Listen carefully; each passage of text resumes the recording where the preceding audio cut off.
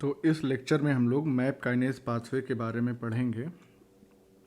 Basically map kinase pathway जो है वो कॉन्टिन्यूएशन ही है आरटीके का, क्योंकि बेसिकली आरटीके में अल्टीमेटली क्या हो रहा था कि रास जो है वो एक्टिवेट हो रहा था, और रास जब एक्टिवेट हो रहा था तो वो डाउनस्ट्रीम सिग्नलिंग को प्रोपगेट कर रहा था, एक्टिवेट कर रहा था। तो उस डाउनस्ट्रीम सिग्नलिंग का ही हिस्सा जो है वो मैप काइनेज होता है। चूँकि बहुत इंपॉर्टेंट काइनेज है, सेरीन थ्रियोनिन काइनेज है, इसलिए इसके नाम पे ही पाथवे को पूरा नाम दिया गया है। तो देखते हैं हम लोग, सबसे पहले होता क्या है कि आरटीके एक्टिवेट हुआ था, याद होगा आपको, लिगैंड बाइंडिंग से आरटीके एक्टिवेट हुआ था, और आरटीके एक्टिवेट होने के बाद कई सारे मल्टीपल पाथवेज को एक्टिवेट कर सकता है, करता है।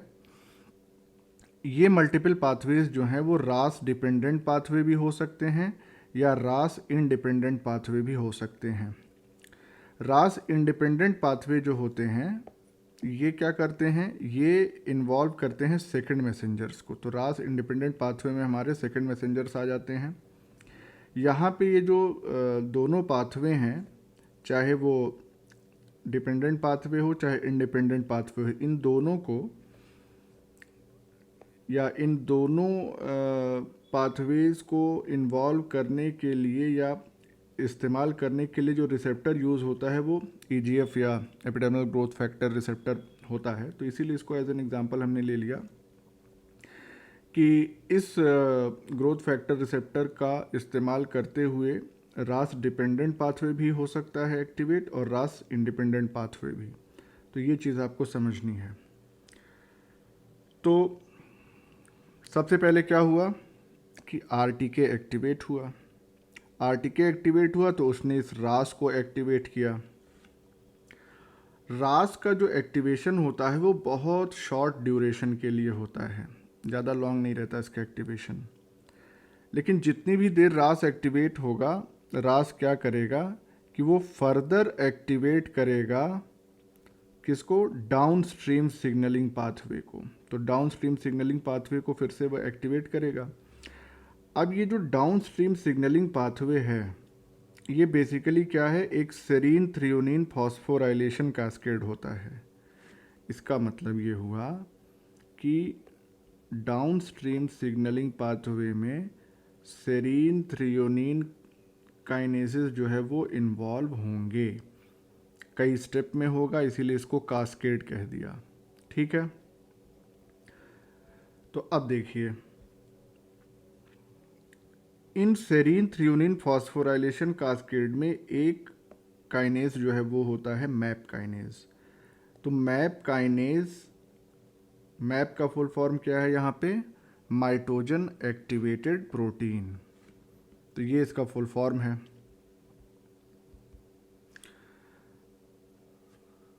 अब हम अगर स्टेप पे आ जाएं, या ये जो सेंटेंस है इसको भी डिस्कस कर लें। इसमें क्या कहा जा रहा है कि रास जब एक्टिवेट होता है तो वो फाइनली किसको एक्टिवेट करता है, मैप काइनेज को। और मैप काइनेज को एक्टिवेट करने के लिए जो ऊपर हमने मेंशन किया, अबव मेंशन्ड फॉस्फोराइलेशन की जो कास्केड है उसी का इस्तेमाल करता है। तो इस डायग्राम में ज़्यादा क्लियरली समझ में आएगा आपको।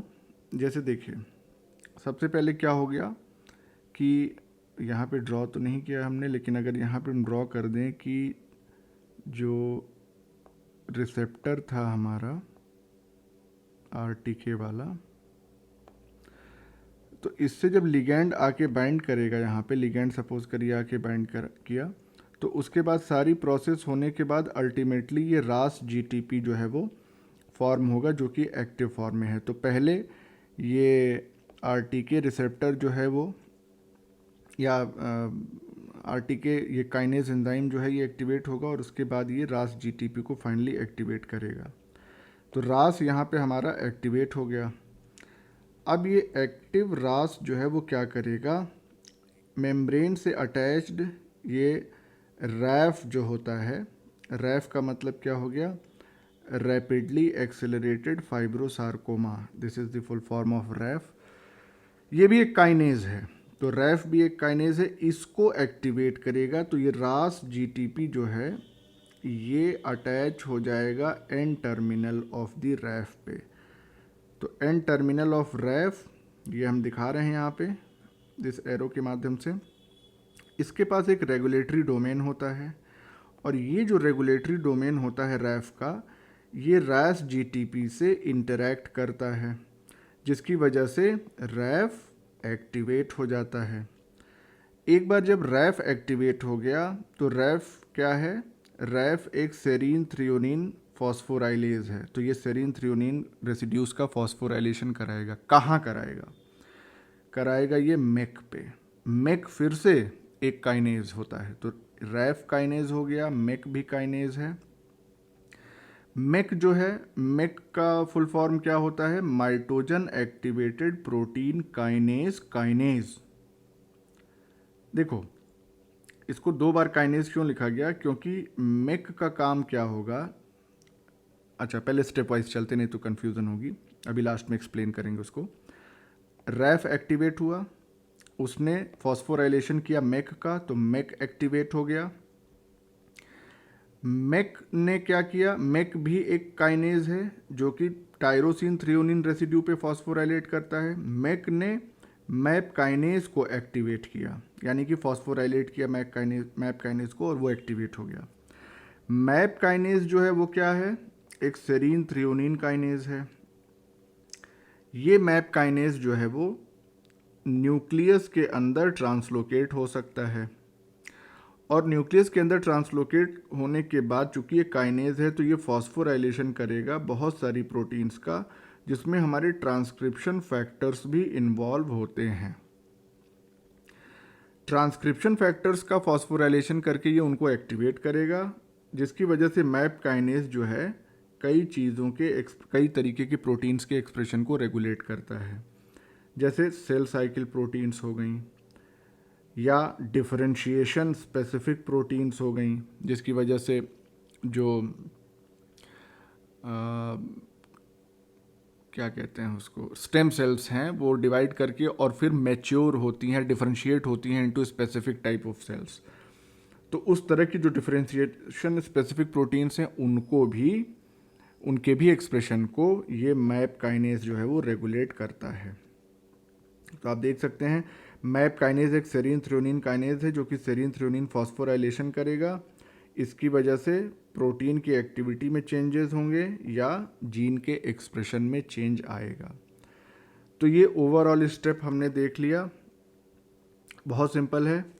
सबसे पहले आरटीके एक्टिवेट हुआ, इसने रास जीटीपी को एक्टिवेट किया, रास जीटीपी ने आरएएफ को एक्टिवेट किया, आरएएफ भी एक काइनेज है।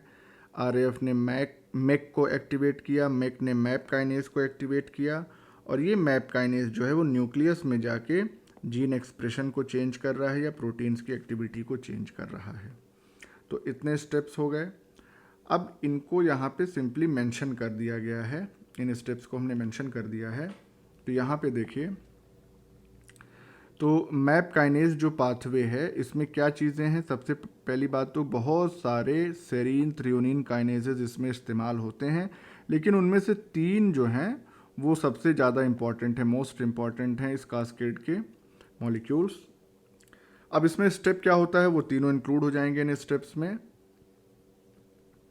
तो एक्टिवेटेड रास, वही स्टेप्स हैं, फिर से हम रिपीट कर रहे हैं। रास एक्टिवेट हुआ तो ये किससे बाइंड करेगा? एन टर्मिनल डोमेन ऑफ रैफ से, रैफ के एन टर्मिनल डोमेन से, चूंकि रेगुलेटरी डोमेन था वो। अब रैफ को यहां पे क्या कह रहे हैं? Map kinase kinase kinase. इसका मतलब ये हो गया, वापस से डायग्राम पे अगर हम आए, इसका मतलब ये हो गया कि मैप काइनेज को एक्टिवेट करने वाले काइनेज यानी मेक का ये काइनेज है, इसीलिए 3 बार काइनेज लिखा है, क्योंकि रैफ काइनेज एक्टिविटी शो कर रहा है तो मेक जो है वो एक्टिवेट हो रहा है, मेक काइनेज एक्टिविटी शो कर रहा है तो मैप काइनेज एक्टिवेट हो रहा है। तो इसीलिए रैफ को क्या कहते हैं हम, ध्यान से देखिए, मैप काइनेज के काइनेज का काइनेज। तो इसलिए 3 बार यहाँ पे इस्तेमाल हुआ है काइनेज टर्म। एक बार तो मैप काइनेज का है, दूसरा काइनेज मेक के लिए है और तीसरा काइनेज रैफ के लिए है। अब ये रैफ जो है वो एक सेरीन थ्रियोनिन काइनेज है, तो इन्हीं रेसिड्यूज पे फॉस्फोराइलेशन करेगा। सेकेंड स्टेप में क्या हो गया कि रैफ जो है वो एक्टिवेट हो गया। किस वजह से? रैस की बाइंडिंग की वजह से। अब ये एक्टिवेटेड रैफ जो है वो मेक को एक्टिवेट करेगा, और मेक को यहाँ पे मैप काइनेज कह रहे हैं, यानी ये मैप काइनेज का काइनेज है। रैफ एक्टिवेट कैसे करेगा मेक को? तो रैफ जो है वो मेक को डायरेक्टली फॉस्फोराइलेट करता है। और ये मेक कैसे एक्टिवेट हो जाता है इस फॉस्फोराइलेशन से? क्योंकि मेक के 2 सेरीन रेसिड्यूज पे फॉस्फेट ग्रुप्स अटैच हो जाते हैं, तो कन्फर्मेशनल चेंज होता है जिसकी वजह से मेक एक्टिवेट हो जाता है। मेक जो है एक अनयूजुअल एंजाइम है। अनयूजुअल किस सेंस में? कि इसकी डुअल स्पेसिफिसिटी होती है। डुअल स्पेसिफिसिटी का मतलब कि ये फॉस्फोराइलेट कर सकता है थ्रियोनिन रेसिड्यू को as well as tyrosine residue को, दोनों को फॉस्फोराइलेट कर सकता है। मेक का जो टारगेट है वो क्या है? ERK, या जिसको हम मैप काइनेज कह रहे हैं, क्योंकि मेक मैप काइनेज को ही फॉस्फोराइलेट करेगा। ERK का फुल फॉर्म क्या है? Extra cellular signal regulated kinase. तो ये इसका पुराना नाम है, ट्रेडिशनल नाम है मैप काइनेज का। तीसरे स्टेप में क्या होगा कि मेक जो है वो मैप काइनेज को फॉस्फोराइलेट कर देगा, जिसकी वजह से मैप काइनेज एक्टिवेट हो जाएगा। तो इस तरह से मैप काइनेज जब यहाँ पे एक्टिवेट हो गया तो उसका अल्टीमेट इफेक्ट हमको क्या मिलेगा कि पैटर्न ऑफ ट्रांसक्रिप्शन जो है वो चेंज हो जाएगा, जीन का एक्सप्रेशन चेंज होगा। इसका मतलब ही वही है, पैटर्न ऑफ ट्रांसक्रिप्शन चेंज हुआ। और ये नंबर ऐसे ही हैं, कोई मतलब नहीं है इनका। अब आते हैं, देखिए, तो हमने क्या कहा कि 3 मेन सबसे इंपॉर्टेंट मॉलिक्यूल्स हैं इस काइनेज पाथवे के, रैफ, मेक और मैप काइनेज। तो ये क्या हो गया? ये 3 component map kinase signalling pathway हो गया। 3 कॉम्पोनेंट हमने देख लिए। ये सभी यूकैरियोटिक सेल्स में ऑपरेट होता है।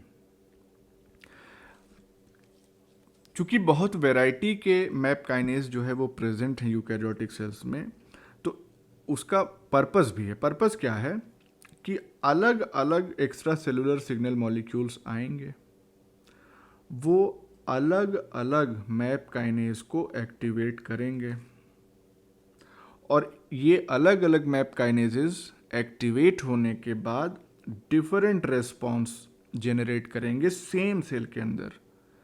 तो अलग अलग सिग्नल मॉलिक्यूल्स अलग अलग मैप काइनेज को एक्टिवेट करेंगे, और ये अलग अलग मैप काइनेजेस अलग अलग रिस्पॉन्स जनरेट करेंगे सेल के अंदर।